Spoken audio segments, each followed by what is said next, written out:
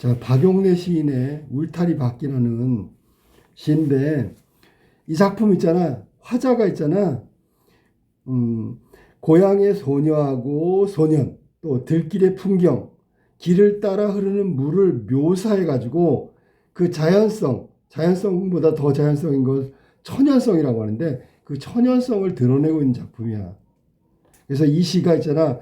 울타리 안하고 울타리 밖. 자, 봐봐. 울타리 아니면 집안이니까 이건 인간들의 세계고, 울타리 밖은 그것과 대비되는 자연의 모습인데, 인간하고 자연, 이것이 분리되어 있는 것이 아니라 모두 조화를 이루는 모습이다 라는 걸 노래하고 있어. 실제로 조화를 이룬다고 생각해도 되고, 조화를 이루지 않으면 조화를 이루었으면 좋겠다라는 소망을 드러내는 시야. 자, 울타리 밖 자연의 모습 한번 볼까? 머리가 마늘쪽같이 생긴 고향의 소녀. 자, 소녀의 모습을 묘사하고 있네. 마늘쪽 같다 그래서 비유야, 비유. 이건 직유법이라고 보통 얘기하잖아. 마늘쪽 같다. 마늘쪽이 뭐야? 가운데 이렇게 가르마를 타고 싹 양쪽으로 묶인 모양이지, 그지? 가운데는 둥글고 끝은 가는 거야. 이걸 마늘 쪽에다가 비유했어. 머리카락이 머리 스타일이 말이야. 소녀의 머리 스타일은 그런 모습이다라고 얘기한 거야. 비유적으로. 그 다음에 한여름을 알몸으로 사는. 자, 알몸으로 산대. 야한 건 아니고요. 이거는 순수성이지. 순수성. 우리가 저기 그리스 로마 신화 보면 인간의 육체에 대한 아름다움, 예찬. 그래서 신들도 다 옷을 벗고 있잖아. 그거는 가리지 않고 있다. 거짓된 게 없다. 그럼 순수하다. 뭐 그런 걸 얘기하는 거야. 여기 지금 나온 소녀도 그렇고 소년도 그렇고 모두 다 어떤 인간과 관련된 사람들이지만 원시성을 가지고 있고요. 마늘쪽같이 생긴 머리카락을 갖고 있다. 이것도 어떻게 보면 친숙한 모습이란 뜻이란 말이야. 그 다음에 가치라고 했어. 가치. 자, 그럼 이 가치가 받는 건 소녀와 같이, 소년과 같이 됐죠? 가치는 다른 말로 하면 처럼이란 뜻인데 처럼. 그런데 문제는 이걸 다르게 해석하면 소녀와 소년과 함께, 둘이 함께라는 의미도 해석이 가능하다. 이제 첫 번째는 그런 소년들과 같이, 소년과 같이처럼 이렇게 해도 되고, 소년이 함께 낯이 서로도 사랑스러운 들길이 있다라고 얘기했어. 자, 들길은 소년과 소녀가 인간이라면 들길은 자연이 되겠지, 그지? 그러면 결국 인간과 자연이 같이 있는 거네, 그지? 자, 낯이 서로도 사랑스러운 이 말이 있는데, 낯이 서로도 사랑스러우니 들길을 수식할 수도 있고, 아니면 소년과 소녀가 낯이 서럽다고 생각하는 들길이 있다라고 해석을 해도 된단 말이야. 그거는 해석하는 사람 입장에서는 두 가지로 가능하다. 자, 그 길. 어떤 길이야? 사랑스러운 길이지. 왜? 앞에서 이 사랑스러운 들길이라고 했기 때문에 그 길은 사랑스러운 들길이 될 거야. 아지랑이가 피듯 태양이 타듯. 아지랑이가 피듯 태양이 타듯. 다 비유적으로 표현한 것도 직유법이 나왔는데 뭐가 길이 그렇단 말이야. 길이 그렇다는 건 자연이 그렇다는 얘기겠지. 아지랑이가 피는 것처럼 태양이 타는 것처럼 또 제비가 나는 것처럼 모두 자연을 의미하는 거야. 자연. 또 하나 더 나왔어. 길을 따라 물이 흐르는 듯. 이것도 역시 자연을 의미한다라고 생각하면 돼. 그래서 우리가 1연하고 2연에 보면 그렇게라고 그랬는데 그런 모습 그런 뜻이야. 그러면 인간의 모습과 자연의 모습이 1연에서 2연에는 등장한단 말이야. 인간은 소녀와 소년이고 그 다음에 자연은 뭐가 있어요? 그러면 들길이 먼저 나왔는데 들길을 뭐에다 비유했냐면 아지랭이에다 비유했잖아. 아지랭이 자연. 태양 이것도 자연이겠지. 제비 이것도 자연이겠고 물 이것도 자연이야. 그러면 1연하고 2연에선 인간의 모습과 나머지 자연의 모습이 등장한다. 그 다음에 그렇게 있는데 천연이 자 이거 묶어볼까? 이거는 특이하게 일행이 1연이야. 이런 경우는 좀 드문데 천연이가 아까 선생님이 얘기한 대로 정말 정말 자연스러운 거. 생긴 게 있잖아. 생긴 그대로 조금도 꾸밈이 없는 거, 자연스러운 속성을 천연이라고 하거든. 그래서 무슨 천연사이다 이런 거 있어. 그런 그 상품도 있는 것 같은데, 그 천연이라는 게 조금도 꾸민 게 없는 거야. 정말 자연스러운 거. 근데 일행이 1년이 돼버렸어. 그지? 자, 이건 여기가 지금 한행이 사면이 돼버렸어. 자, 그 다음에 요걸 중심으로 대칭이라면 대칭? 뭐 아무튼 자, 봐볼까? 뒤에 사연을 한번 볼게. 울타리 밖에도 화초를 심는 마을이 있대. 자, 울타리는 뭔데? 이건 인간이 사는 삶의 어떤 경계잖아. 그지? 화초는 뭔데? 이건 자연이라고 봐야 되겠지. 풀이니까. 그 다음에 심는 마을, 마을 이건 인간들이 모여 사는 경계, 그 공동체니까 인간이죠. 봐. 울타리나 마을은 위에서 소년과 소녀하고 같은 거야. 화초는 들길과 그 나머지 아지랭이 제비물 뭐 이런 거하고 같은 거라고. 그지? 자, 생각해봐. 울타리하고 마을은 이거는 인간적인 것인데, 인간적인 것은 인간이 사는 세계에 자연을 심고 있잖아. 자연을 심고 있어. 그러면 인간의 마음은 어떨까? 넉넉하겠지. 자연처럼. 여기 사는 마을의 사람들은 인간이지만 넉넉하다. 마음이 따뜻하다라고 볼 수 있지. 여기 있는 마을 사람들의 어떤 느낌은 따뜻함과 넉넉함이 느껴진다. 자, 그 다음에 오래오래 잔광이 눈부신 마을이 있다. 이 잔광도 자연의 빛이란 말이야. 그 다음에 밤이면 더 많이 별도 자연이겠지.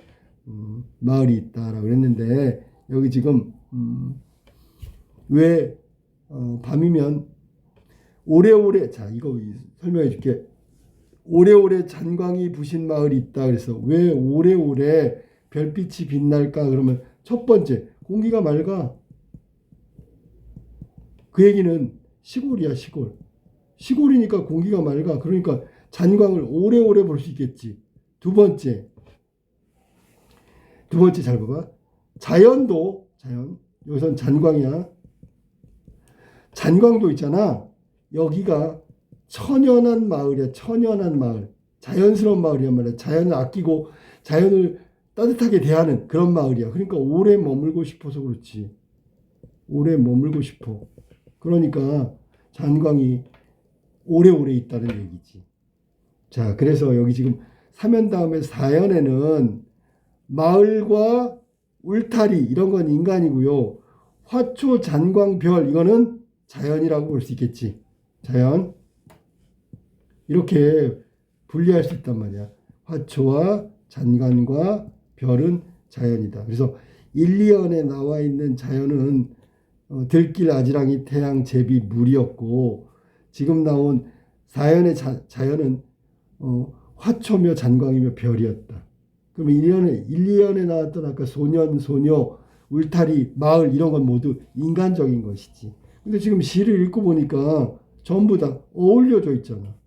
울타리 밖에도 화초를 심었어. 이 얘기는 인간과 자연이 조화롭게 살고 있다는 거야. 자, 그럼 여기 정리하면 하면, 자, 이 시는 있잖아. 굉장히 서정적인 시지. 서정적. 감정 표현함과 감정 서정적이다. 자, 사람들의 마음이 따뜻하다. 사람들의 마음이 넉넉하다. 그래서 포근해 보여. 자연도 오래 머물만해. 라는 어떤 그 서로 조화로운 모습이 참 좋아. 느낌이 와. 그래서 서정시라고 하는 거야. 그 다음에 시골 얘기니까 향토적이라고 그래야지. 향토적. 마을, 울타리 뭐 이런 거 났으니까 향토적이고, 전체적인 내용을 보면 자연 친화적이다. 자연과 공존하는 인간의 모습이 있단 말이야. 그러니까 이것 때문에 주제는 인간과 자연이 어우러진. 여기서 시골인데 이걸 고향으로 바꿀게. 이거에 대한 그리움의 정서를 표현하고 있다. 이런 인간과 자연이 공존하는 저런 데가 그리워. 저렇게 됐으면 좋겠어. 아니면 전에 고향이 그랬는데 내가 지금 고향을 떠나왔는데 그런 것이 그리워. 이렇게 생각해도 된다고. 알겠지? 이게 지금 주제에 해당되는 것이다. 주제. 인간과 자연이 어우러진 고향에 대한 그리움이다. 그런 곳에 대한 그리움이라고 생각해도 되겠지. 자, 그러면 전체적으로 이 시의 특징을 마무리할게. 이 시는 시각적 이미지다라고 얘기할 수 있어. 시각적 이미지. 뭐 여기 보면 길을 보고 그다음에 울타리 밖에 별이 있고 화초를 심고 뭐 이런 것들이 보면 시각적 이미지라고 그러고, 전체적으로 본다면 전체적으로 이건 고향 혹은 시골의 모습을 어떻게 했다? 묘사하고 있잖아. 그러니까 자연과 어우러진 고향의 모습을 묘사하고 있다. 그러니까 시각적이라고 볼 수 있다. 시각적 이미지. 그다음 두 번째, 반복이 일어나는데, 반복은 운율이잖아. 운율. 동시에 운율인데 여기는 뭐가 반복됐냐면 뭐뭐하는 듯 이게 반복됐어. 이연이 특히 그렇지, 그지? 이 뭐뭐하는 듯은 정확하게 문법적인 이름은 뭐냐면 연결어미야. 연결어미. 뭐뭐하는 듯 하는 연결어미가 반복되면서 이게 운율도 만들어지지만 뭐뭐하는 듯이 앞에 있는 얘네들이 모두 자연이란 말이에요. 자연. 그러니까 자연에 해당되는 게 아까 선생님이 얘기한 대로 자연에 해당되는 게 들길이 자연이라면 아지랭이, 태양, 제비, 물 얘네들이 모두 자연이라는 걸 동질성이라고 하지. 동질성. 뭐라고? 뭐뭐하는 듯에 앞에 있는 이 아이들이 모두 자연이라는 동질성을 느끼게 해준다. 동질성. 다 같은 것이다. 그 다음에 아까 얘기했던 중요한 것 중에 특이한 것 중에 하나가 사면이지, 그지? 하나의 시어가 시어 한 개가 하나의 연이 됐어. 그리고 여기서 말하고 싶은 사면은 천연이잖아. 천연이. 이거는 정말 조금도 꿈이 없는 거지. 그게 바로 인간과 자연이 어우러진 이 마을 사람들의 마음도 좋고 모습도 좋고, 그러니까 이게 주제의식을 함축하고 있다. 뭐가? 사면이. 천연이라고 한 시어가 한 연을 구성하는데 주제의식을 함축하고 있다라고 얘기하면 되는 거야. 알았니? 그 다음에 일연으로 잠깐 가서 다시 보충 설명해 주면, 일연에 보면 머리가 마늘쪽같이 생긴 고향의 소녀 나왔었지, 그지? 그 다음에 소년은 알몸으로 사는 소년. 자, 문제는 뭐냐면 들길도 마찬가지야. 들길. 그러면 소년은 인간이고 소년도 인간이야. 그러면 들길은 자연이잖아. 얘네들의 공통점이 뭔지알아? 거기 나온 대로 공통점이 이거야. 바로 나치서러. 알았니? 사랑스러워. 이게 소년과 소녀와 들길의 공통점이란 말이야. 공통점이. 이 세 개의 공통점은 바로 이거라고 볼 수 있는 거야. 세 개의 공통점은 바로 이거다. 낯이 설고 사랑스럽다. 됐죠? 그 다음에 그 길에 들길 위에 얘네들이 있다 해서 뭐였냐면 아지랑이가 있고요. 태양이 있고요. 제비가 있고요. 물이 흐른다 그랬는데, 이게 물이 흐르는 미안해 선생님, 물이 흐르는 게 아니고 들길이 물이 흐르는 것 같다라는 뜻이야. 그 다음에 아지랭이가 피어오른 것 같아. 들길이. 그 다음에 태양이 타는 것 같아. 들길이. 제비가 날아가는 것 같아. 들길이. 그렇다면 이연에 나와 있는 비유적 표현들은 모두 들길을 비유하는데 공통적 속성이 자연이라 그랬잖아. 얘네들의 공통점은 뭔지알아? 사면이야. 천연하다라는 얘기야. 꾸밈이 없다. 자, 그러니까 꾸밈이 없고 조금도 꾸밈이 없고 자연스러운 걸 천연이라고 하는데, 천연한 게 바로 쟤네들이고요. 즉 들길 쟤네들이고요. 그 다음에 들길 쟤네들은 천연하다라고 얘기하는 거야. 자, 그 다음에 마지막 4연에서 얘도 마찬가지야. 앞에 사면으로 가는 거야. 뭐 천연하단 말이야. 울타리, 밖에 화초, 마을, 잔광별 이런 것들이 모두 자연스럽다, 천연하다, 조화를 이루었다라고 얘기하는 거지. 그 다음에 아까 선생님이 설명하다 말했는데 첫 번째 일연에 다시 한번 확인하는 의미로 일연의 삼행에 보면 뭐가 나오냐면 가치가 나오잖아. 가치. 자, 가치에 대한 해석을 다시 한번 해볼게요. 가치라는 게 첫 번째는 뭐뭐처럼 하면 뭐뭐와 같이 뭐뭐처럼이란 얘기야. 그 얘기는 고향의 소녀와 들길은 모두 나치서로도 사랑스러운 것들이다 라고 할 때는 뭐뭐처럼 뭐뭐같이라고 하면 돼. 알았니? 두 번째, 첫 번째는 지금 얘기한 대로 소녀, 들길이 모두 나치설고 사랑스럽다. 사랑스럽다. 라고 해석할 때는 1번과 같은 해석은 처럼으로 하면 돼. 처럼. 됐죠? 그런데 얘를 나치서로도 사랑스러운, 나치서로도 사랑스러운 이 말이 관용절이잖아. 그러면 뭘 꾸미는데? 들길을 꾸미는 거야. 들길. 이렇게 하면 들길만 나치설고 서럽다 그런 얘기야. 알았니? 그러니까 여기서 나치설고 사랑스러운 게 소녀 들길. 선생님은 개인적으로 1번이 맞다고 생각하는데 2번이라고 하는 경우에는 나치서로도 사랑스러운 건 들길밖에 없다. 자연밖에 없다. 이렇게 해석하는 사람도 있단 말이야. 알았지?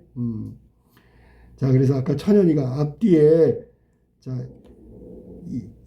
이연과 사면이 연결되고 사연과 사면이 연결되잖아. 앞뒤를 연결시켜주나. 이런 건 의미의 천연이를 뭐라고 했냐면 의미의 상관성이라고 한다. 전부 다 천연하다는 걸 드러내는 거야. 소년이건 소녀건 들길이건 아지랑이건 대학이건 제비건 물이건 아무튼 얘네들이 그 사연에 나온 지금 나왔던 마을이건 화초건 잔광이건 별이건 다 천연하다고 얘기하고 싶은 거야. 알겠지? 운율은 제일 눈에 띄는 게 1연, 2연, 2연의 뭐뭐듯이 운율이 느껴지고 반복이니까 또 운율이 느껴지는 건 1연의 뭐뭐와 여기서 과나 와나 똑같은 거니까 뭐뭐와 뭐뭐과 이거가 또 운율이 느껴진다. 그 다음에 사연에 보면 뭐가 있냐면 마을 있다. 이것도 반복되니까 운율이 느껴지는 거지. 마을 있다. 운율이 느껴지는 요소다. 자, 마을이 있다. 반복. 마을이 있다. 반복. 그 다음에 이연에서 뭐하는 듯. 1연에서 뭐뭐와 과 이런 것들이 모두 반복이다. 됐지? 그 다음에 이 시가 있잖아. 음악성이 느껴지는 이유 중에 하나는 뭐냐면 주기적으로 있잖아. 반복되는 아까 뭐하는 듯 이 듯이 반복되니까 마치 이게 물이 흘러가는 것 같아. 물이 흐르는 느낌이야. 그래서 음악성이 거기에서도 느껴진다라고 할 수 있다. 자, 이게 지금 울타리박이라는 박용래 시인의 시인데 그렇게 어렵진 않은데 중간중간에 해석에 대한 차이도 확인을 좀 해보고 전체적으로 천연이에 집중되어 있는 의미의 상관성도 확인하면서 시를 이해했으면 좋겠어.